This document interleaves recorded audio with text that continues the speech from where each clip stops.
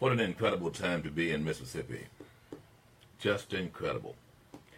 I don't know if politically we have seen this kind of activity since the days of Eastland and Stennis. Fordyce. It's a good time. And folks, let me just tell you, if you don't think it's a good time, something's wrong with you. If you think that Rip Daniels and others just spout off history and it becomes boring to you, something's wrong with you, especially if you're an adult over 18, but more particularly if you're over 21. You are a part of history. I'll say that again. You are a part of history. As things are unfolding right in front of you, as you're going about your day-to-day effects and your details, as you're dealing with your children and interacting with your loved one, you're participating. Whether you like it or not, there are people deciding on your behalf. The way that you can participate is vote. That's not all you do. But voting is going to become so extraordinarily crucial right now.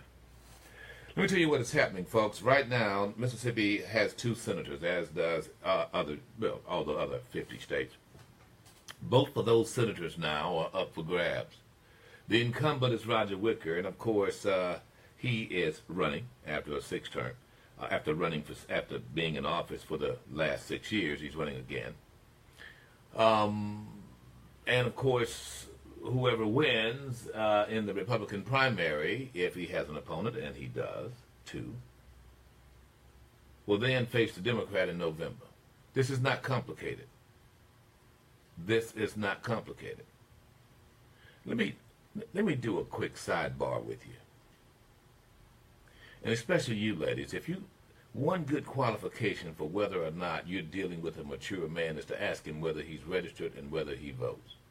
If he's not registered and he doesn't vote, he's not very mature. It's okay. You can call me on it if you like, but I'm going to tell you, anyone who is not in charge of their future is not a very mature person, and certainly I question how adult they are.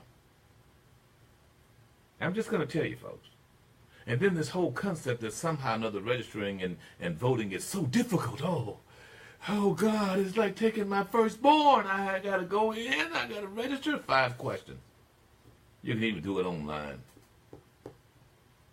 And then I got to stop by, I got to go on Tuesday and I got to vote. Oh God. Takes all of 10 to 15 minutes. You don't even have to wait. You can vote early. There's no excuses. Just sick of it. And if by chance you've got some guy, or lady for that matter, who somehow or another feels, oh yeah, well, they're going to do what they're going to do, run very quickly, because let me just tell you, they are not that responsible to be with you. I mean that. At a time when we are in an incredible historical era, you got people who are indifferent, Whitlock. People who are just kind of bumping along the bottom, hoping that everything goes all right. I guess I'll just have to pray about it. A lot of people. At a time when, ladies and gentlemen, we got a president that wants to put drug dealers to death. You might be for it or against it. He wants to arm teachers in school. He wants to cut off food stamps. Come up with some boxes. Picks a fight with literally any and everybody except for Russia. At a time like this, there's no time to be passive or indifferent. This is very crucial. What really makes it so important is that everything you do between now and the time you die is held in that little line between your life and your death. And inside that line, ladies and gentlemen, is a digital graph that shows what you did and didn't do. Every time you did a text, every time you did an email, and every time you made a phone call in many cases. But certainly every time you participated in this thing called America and voted. If you're receiving any kind of government assistance right now, you need to be registered and voting. Contrary to what oxyconservatives put out every day, Limbubba and Russian Limbubba, they do it all the time. Oh yeah, well the Democrats just want to have a bunch of people dependent on the government. And guess what? When you go into the hood areas that's seriously impoverished, those are the ones who are not voting. Oh, well the Democrats just wants to get immigrants so that they can vote. Immigrants don't vote. They don't even want to be found out that they're immigrants. I'm just saying. Especially they're here as DACA kids. They're hiding. You know, and it's just amazing how the bigots and basically synonymous with Oxford conservatives, how they just basically manipulate and indoctrinate the people to listen to them, because you guys are obviously gullible to that crap. You don't get that from me. There's no time to be indifferent. Your country hangs in the balance. Your home, where you live, hangs in the balance. So I'm going to tell you, folks, I feel very hype about this. So Senator Thad Cochran announced that he was going to retire. And that'll be in April. So then the governor of the fair state of Mississippi is then going to, appoint an interim senator that will stay there until the November 6th election. And then that election, which will be nonpartisan. Special election. In other words, it won't be Republican, it won't be Democrat. The guy that gets the most votes wins. So no primary for that. No primary. If you get more votes than anyone else, even if it's 38%, then guess what? You're it for the next 2 years to finish out Senator Thad Cochran's term. Weeks you're an incumbent. That's pretty powerful. I understand that Mike Espy's thrown his hat into the ring. Hadn't heard from him since the Clinton administration. He withdrew. Remember that? Actually, I think he became agricultural secretary. He did, the first African American. Yeah. Coming out of the Delta there.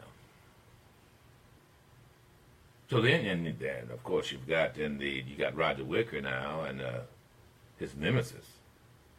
In this case, it's going to be McDaniels, and now McDaniels, I understand that theoretically he could withdraw and actually run for the special election. Does that increase his chances, you think? You know, I don't know. We're going to talk about it. And then there's David Barrier, the Democrat from Hancock County. Bay St. Louis's very own.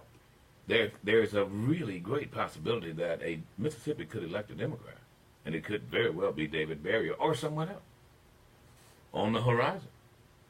Could very well be. I'd encourage actually Benny Thompson to run, and he just wasn't interested. He's of course he's been the representative there for the Delta and Hinds County, but I don't know. It could have a twinkle in his eye. Do I think he could win? Yeah. I think he could win just as well as Espy could win, of course, in the nonpartisan race. But I think Benny would give Roger Wicker a good run for his money too. I really do. There's a lot of folks. We've reached a point whereby even in this state, the so-called staunch Republicans have been decimated. I'll tell you why. Because of McDaniels and the Tea Party.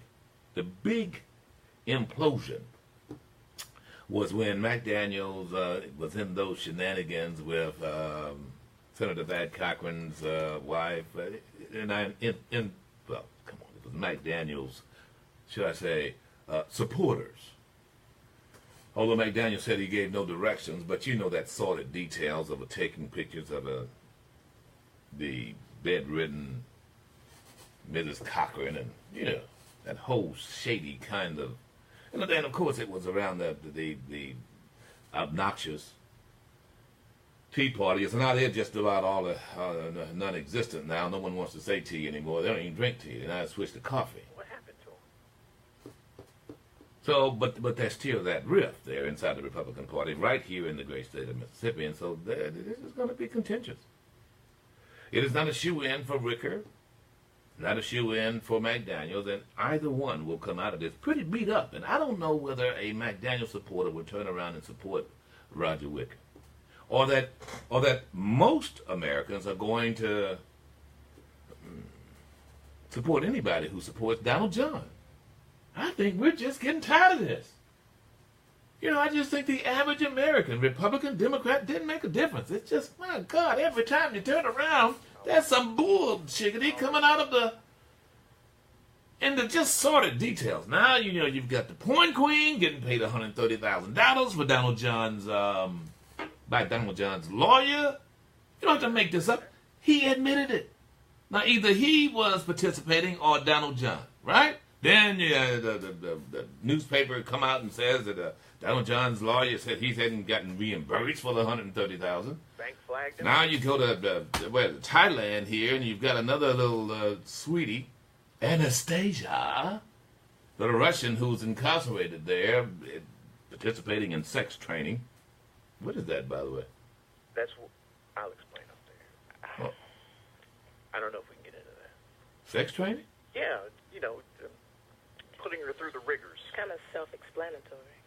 Well, not exactly. Sex training is self-explanatory? Really? Whitlow? Yeah. This is high-level training.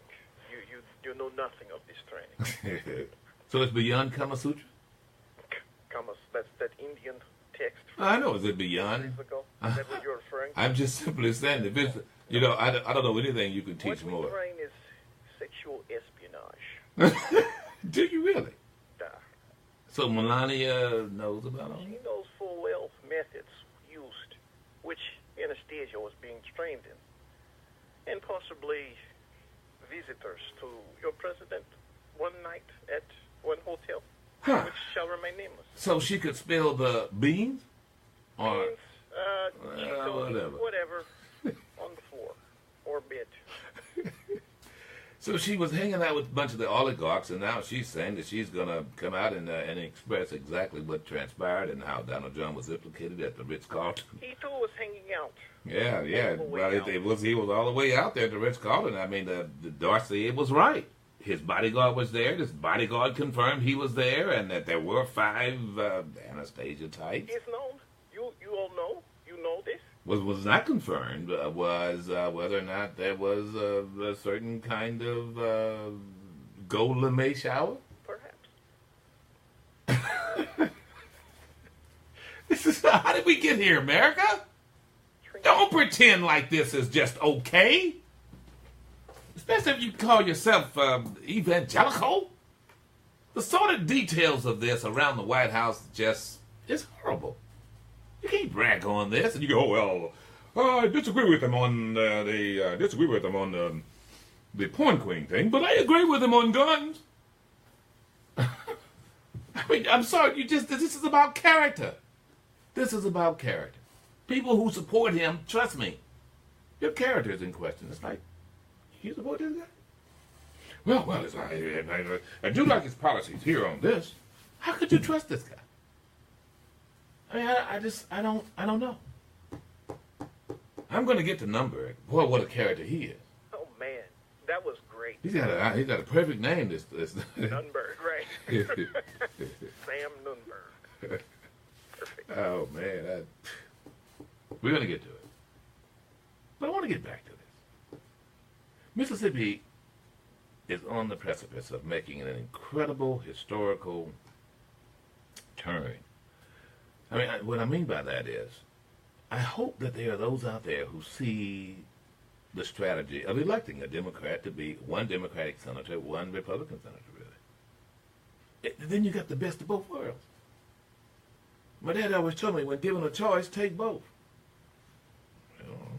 Or ever how many there. It's just planning. It's just planning, bro. All you got to do is plan. Just got to plan. If it's 3, 4, 5, whatever it is. Plan and execute. There you go. But, at one time, all the Mississippi senators were, in fact, conservative Democrats. And you have to say it that way because they weren't Democrats. They were conservative more than they were Democrats. And that's what you had when Trent Lott voted, or when Ronald Reagan stopped being a Democrat. He realized conservatives were moving over to the Republican Party. And the Republican Party stopped being the so-called liberal party. That's what liberty is all about. The idea of free Negroes, liberty, you got it? So here we are now, and it's like, okay, will people get out to vote? Will they do this? Do they see the importance? What do you think, Willa? That's what I was just about to say. What would be any different if we elect a Democratic Senate member? What would people have to look forward to? maybe people don't think it would matter. No, maybe they don't. Maybe The point is you got to listen to what this person's stance is. You got to listen to, in other words, what's going to be their agenda. It's not about just being Democrats or repoops. You got to get past that. This is no football game. You've got individuals who are so-called Democrats who are strong supporters of gun rights. Then you've got Republicans who are strong supporters of abortion or the right to choose. It's not. Sometimes I think that there's a generation that's somewhere lost out here in the fringe area, kind of by the boot, by the beam, instead of realizing, you sit down, you listen to someone, and you evaluate that person based upon whether or not you can agree with them, and whether or not you feel that they're going to take the stance you want. And this whole idea of guarantee, let me just tell you, there's no guarantee that a dentist goes in your mouth is going to pull the right tooth. I'm just saying. Of course, I go to Dental Concepts, so I want you to know, he knows. They're going to check everything, you know what I mean? Do the x-ray, you know what I mean? You want this one? No. Excellent dentistry. But what I'm saying is that, what I'm saying here, Whitlock, is that there's this thought, and I heard the cynicism in your voice. Oh, yeah, well, what makes you think things going to change? Well, sit there like a bump on a pickle and do nothing. It won't change. But if, in fact, you vote for someone, if, in fact, you come out and do more than that, you actually make a donation and support someone outwardly, trust me,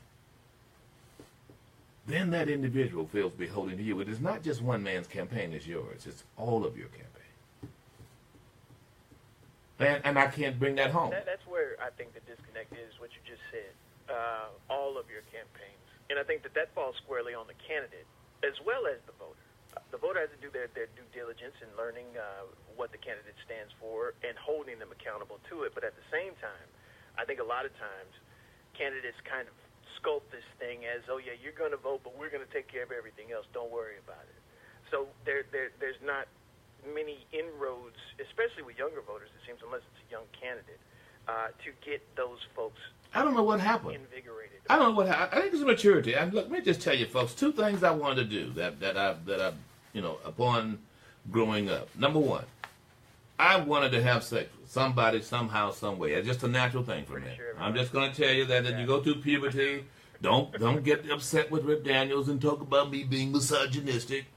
It is a very natural thing for young men to grow up, and the first thing they want is that, okay? Yeah. Now, besides that, what I wanted to be was a man. All right? So what symbolized that for me? What symbolized me being a man? Well, first and foremost, I had to have a job. And which is why I started very early on, folks. I'm talking 12, 13 years old. I mean, actually younger than that. I wanted to get a paper route, the whole smear. Couldn't wait to be a bag boy at Jitney Jungle. Before that, I had to dive for golf balls, wash dishes at the Friendship House. I mean, you sneaked in, you did stuff. You wanted to make your own money. You wanted to be a man. Have your own job, then you're a man. And then there was this. My mom and daddy going to vote. It's like, whoa, they don't really vote. Yeah. Whoa. Do you remember going to the polls? No, they didn't take us to the polls. They didn't take you? No, it was too dangerous. Wow. There was a potential for danger. Wow. Even then, folks, you got to understand. I admire parents doing it now, and I think it's a wonderful thing to do, and I did it with mine. But African Americans going to the polls in the 1960s, taking the children, was not something that you did, because even then there was some reluctance. And I must tell you, there were in some instances, you didn't want to park outside the polling place, and you didn't want to have people see you. There were some individuals who were concerned because there was employers who were sitting out there, in some cases, watching to see who would actually go and vote. And so you had that. We're at a heck of a time, Mississippi. We really are. I mean, the idea, you would have any idea how this could change the entire pendulum of politics. Now, let me just tell you this. In my view, there has to be a democratically led Senate and or House just to rein in this craziness we've got in the White House, bro. To get some kind of, just to have civil discourse, to get some kind of balancing here, folks. You got to understand, we're going through all this chaos, and the Republicans are the majority in both houses of Congress and the White House. How the heck did we end up here? Even if you are Republican, you got to be scratching your head and going, what is wrong? What's wrong? I'll tell you how we ended up here. We played politics to the point whereby our character didn't matter. I'm just saying. And so now here is how it's going to unfold, whether you like it or not. And if you choose to say, oh, get over that, Rip. I don't want to hear that. I'm not going to vote. Okay, guess what? You just did by not voting. You guaranteed that the person you don't want to judge you is going to judge you. You just guaranteed that. By saying, oh, it doesn't matter to me, what you just did was say, well, I won't. It doesn't matter, I don't care. Which tells me here that when such time you get taken down, trumped up charges, whatever, you get arrested, or for, potentially even get evicted, whatever, you're going to talk to someone or go before someone who was elected. And that person can pull up whether or not you voted or not. I'm going to tell you this now. Look, it's like a resume, you know. Look, I remember one judge not very long ago, back in the early 2000s, and you know, he and I were chatting about the folks that come before him and how dismayed he was.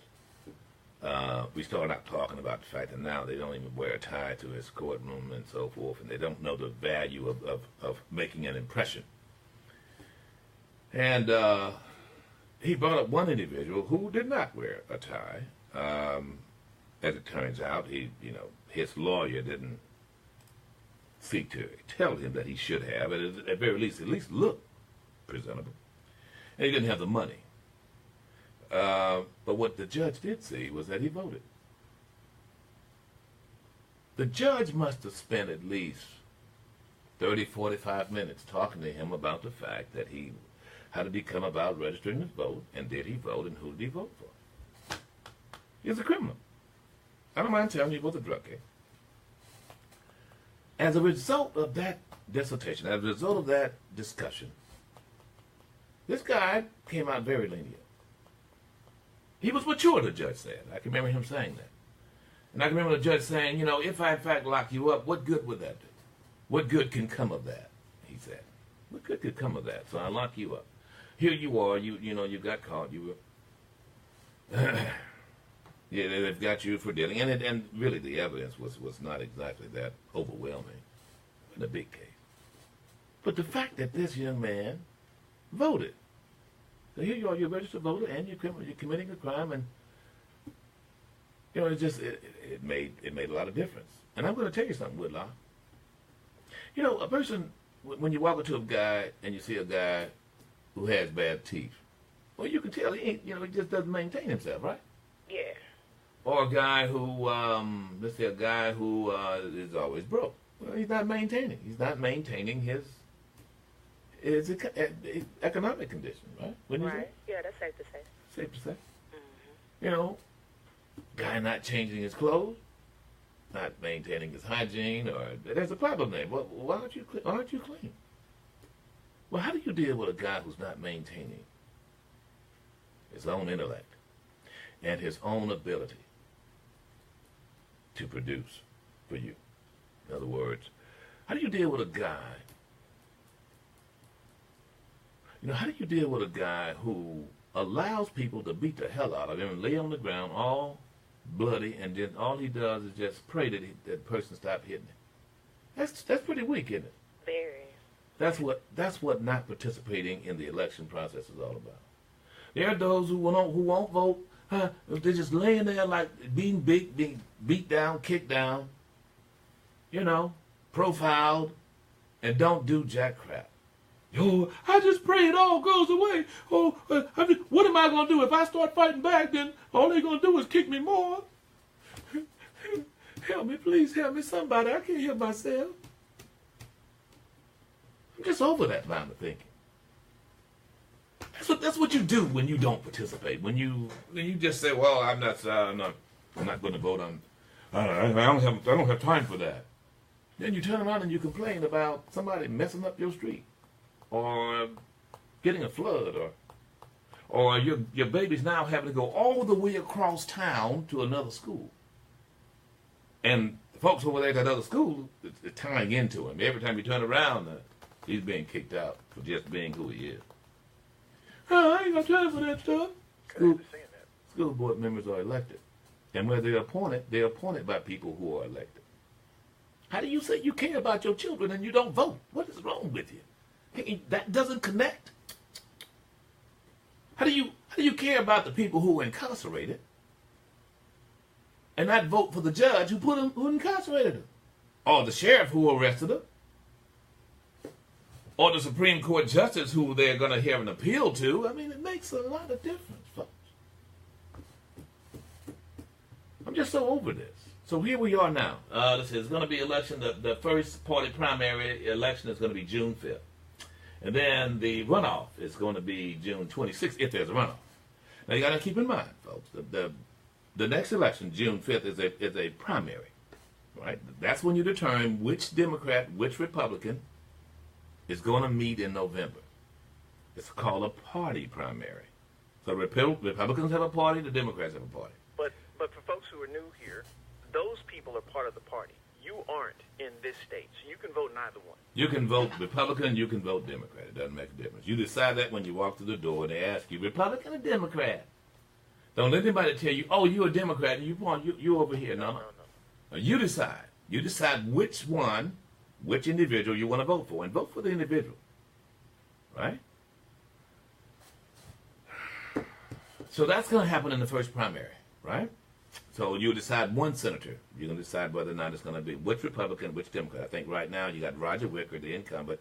He's taking on McDaniels and another guy. I can't think of the other guy. Put those up on my screen here.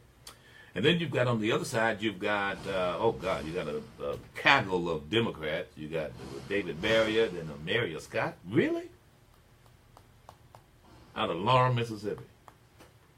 If you know her, trust me, then you will know why I said her name that way. I just, there are some folks. I mean, there's no shame in her game. Then there's about two other Democrats, I think, involved there. And so those two, they're going to have the election, and so they'll determine. Now, you can't vote Republican and Democrat. You got to determine whether you're going to vote Republican or Democrat. But if you say you're voting for this person, then it doesn't matter, Republican, Democrat. You just go to that side where that person's in. You understand what I'm saying? You don't have to be anything, a Democrat or a Republican. In some cases, ladies and gentlemen, there'll be some who might vote in the Republican primary because they want the weakest Republican to meet the strongest Democrat in November, or vice versa. There are some people, Republicans or people who normally vote Republican, will vote in the Democratic primary just to get the weakest Democrat to face off with the strongest Republican in November. It's not complicated. Don't sit there and tell yourself it is. But then there's another caveat here. There's this. Who is this? Lawrence? Hey, Lawrence. Lawrence Robinson and Willie Allen. I've just noticed. You can see those down there. Hey. And then there's this. On this election now, because Senator Thad Cochran is leaving, retiring, and there's going to be an appointment of someone else. We're going to talk about who that possibly could be. There's going to be a special election on November 6th. This is going to be curious. Yeah. So on November 6th, you're going to have at least two Senate races on the ballot. One to fill the expired term of Thad Cochran. So Mississippi, out of that, is going to end up with two senators going to Washington, D.C. Are you excited about this? I am. What about you, Will? I hadn't sparked you yet, have For a little bit. I'm excited, though. I mean, I? maybe I'll get more. I felt bad about that, stepping up, but then at the same time, I felt good that he'll be able to devote time and energy to his own health, and this changes the playing field. It boils down to one thing for me. If you if you don't like the current president, then you've got to vote for anybody who is favoring him. I'm just going to tell you that. And look, I make no bones about it. It's not even political for me. It's character. I've said it in the very beginning. My character, my standards have not dropped because someone else wins the Democratic race, the Republican race. The character is important. I don't care if it's President Barack Obama. I felt the same way about Bill Clinton when he was caught into that shenanigan, sleazy. He should have just left office for as I was concerned. I did. Of course, he came on after Monica Lewinsky and became one of the most popular presidents. I know. His character still is flawed to Rick Daniels. I would not vote for him again. I would vote for Hillary, but I certainly wouldn't vote. I mean, once a guy has made that other office more important than his family, then that just speaks to character. You know, putting his kids, his daughter through that embarrassment and that whole shady deal, and he knew better. He knew. And you just don't do that. Nothing is more important than that. I mean, I just assume he could have retired and, or he would just resign and become an incredible lawyer, gave his speeches, still made as much money as he would make. He's gainfully employed, you know what I mean? But for me, anyone who supports Donald Trump, I'm just going to tell you this, it speaks to your character. It just does. I mean, there's enough here, from Russia to this whole sleazy grab your vagina thing. But this, you know, you got to be part of the Me Too movement. As a man, I just don't have a lot of respect for the guy. I just don't. You know. All right, folks. Yeah, we're going to get to Nunberg. We're going to get to a whole bunch of stuff here. Actually, I'm hopeful to talk to several people about this. Let me just say this. This all goes back to when President Barack Obama put sanctions not on Russia, but on the oligarchs. Remember that? When Russia came in and took Kiev, the port there on the Black Sea, which I thought really was I didn't think anything was wrong with it, actually, because the population there voted, it seems, to allow the Russian fleet to stay there, and mostly they sided with Russia anyway. I mean, that was part of the Soviet Union. However, the western part of the Ukraine had should I say, a more westernized kind of president, and of course, needs to say right now they're in a civil war of sorts, supported by Mother Russia. And so, what President Barack Obama did, because of the incurgence or insurgence, should I say, of Russia into and taking over another country, contrary to what the UN would like, and what NATO would like as well, because President Barack Obama wanted the Ukraine to be part of NATO. He put these sanctions on the oligarchs. It was odd.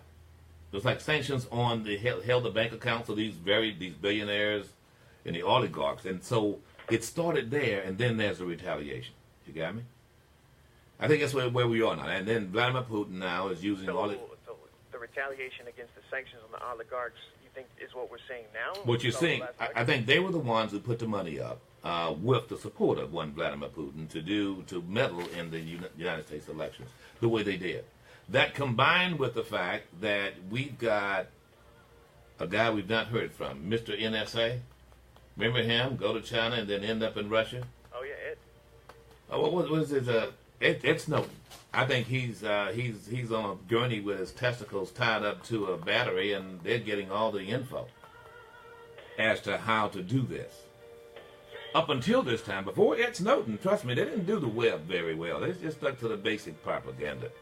And so now the oligarchs are the front forerunners. They're the KSB or whatever, the former KGB. And so now, ladies and gentlemen, it's an all-out war. But it's about money. And we have a money president, really, who's now acting like an oligarch? Okay, we'll chat when we come back. Every day, more than 10,000 people are approaching retirement age, and many of them are not financially ready. Are you ready for retirement? Do you even want to retire? Would you like to do something else and still earn a good income?